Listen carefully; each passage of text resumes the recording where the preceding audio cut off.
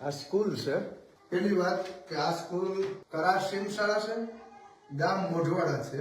અહીંયા ધારાસભ્ય Shri cabinet minister શ્રીની પણ મીટિંગ થઈ ગયેલી છે કે અહીંયા ભવ્ય સ્કૂલ બનશે, પણ હજી સુધીમાં કંઈ નથી થયું. તમે જોઈ શકો બાળકો અહીંયા ભણે છે, અત્યારે નિશાળ બંધ થઈ અહીંયા મુઠ્ઠી મારો ને તો આ બધું પડી જાય એવી પરિસ્થિતિમાં.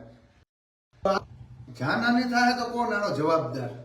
આ જોઈ શકો આ નિશાળ છે મોઢવાડા પ્રાથમિક શાળા, કરાર સિમ શાળા.